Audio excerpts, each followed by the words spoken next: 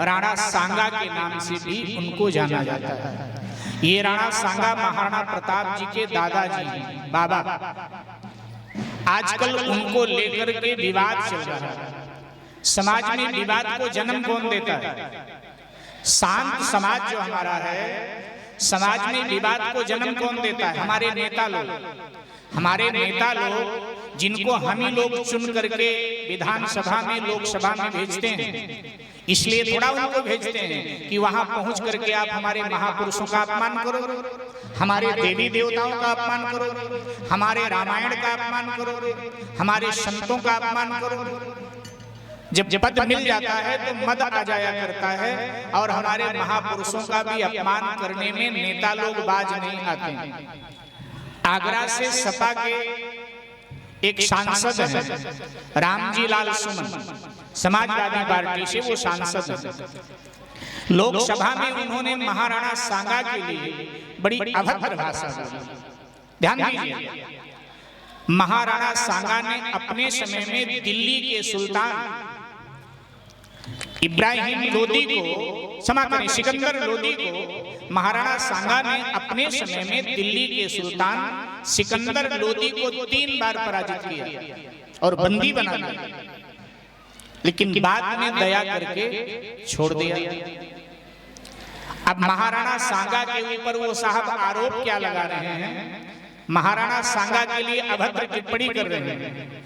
एक देशभक्त को वो गद्दार बता रहे हैं और कह रहे हैं कि बाबर को सिकंदर लोदी के लिए राणा सांगा लाया था, राणा सांगा ने ही उनको बुलाया था भारत में।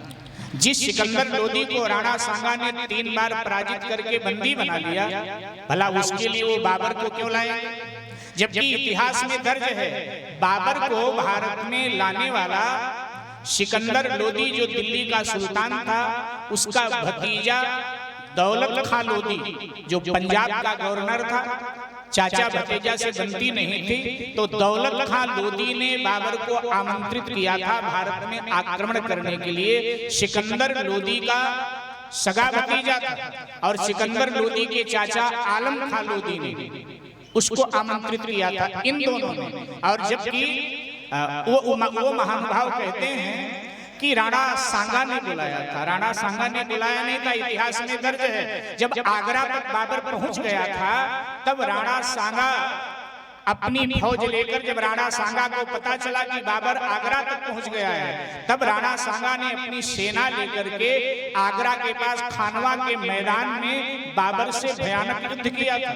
बाबर को शिकस्त दिया था, बाबर को जबरदस्त टक्कर दिया था। और ध्यान दीजिएगा, जब राणा सांगा बाबर से टकराए थे, उस समय राणा सांगा के शरीर पर 80 घाव थे और राणा सांगा के एक अंग में लकवा मार गया था। एक आंख, एक हाथ, एक पांव उनका लकवा से ग्रसित हो चुका था, जा चुका था।